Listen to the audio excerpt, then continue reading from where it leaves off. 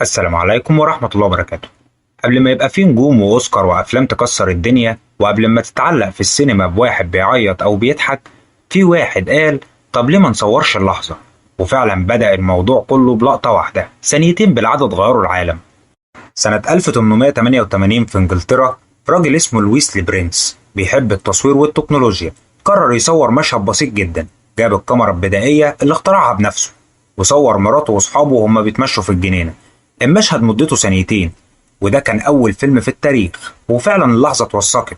لكن الغريب، لويس ما كملش حلمه، وهو رايح فرنسا عشان يعرض اختراعه اختفى. لا حد شافه ولا سمع عنه ولا عرف هو راح فين. وكان اللي اخترع أول صورة متحركة اختفى هو كمان بشكل متحرك. بعدها بشوية جه دور اتنين اخوات من فرنسا.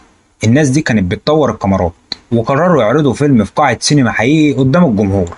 الفيلم بيعرض قطر بيجي في المحطة، والناس قاموا يصرخوا وهربوا، افتكروا القطر جاي عليهم بجد. ساعتها الناس أدركت إن اللي بيتعرض على الشاشة ممكن يخدع دماغك. في الوقت ده ما كانش فيه حوار ولا صوت، فالممثل كان لازم يعبر بجسمه وتعبيرات وشه وحركاته. كان التمثيل كله صامت بس يوصل إحساس أقوى من الكلام. في واحد اسمه جورج ميليس قال ليه ما نخليش السينما خيال. عمل فيلم اسمه رحلة إلى القمر، وفي الفيلم ده طلعوا للقمر وضربوه بصاروخ.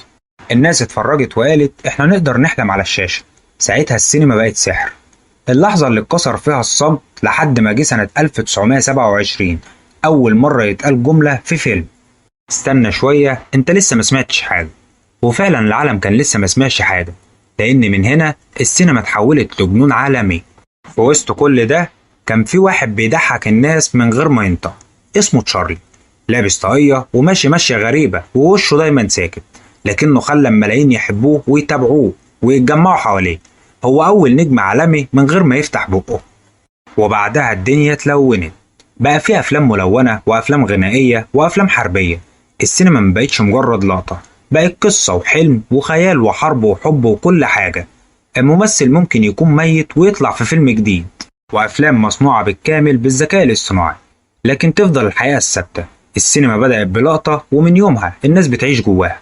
اللي بدأ بمشهد مدته ثانيتين بقى صناعة بتغير ثقافات وأفكار وقلوب. ولو وصلت لحد هنا ما تنساش تعمل إعجاب واشتراك وتفعل الجرس عشان توصلك كل فيديوهاتنا أول بأول.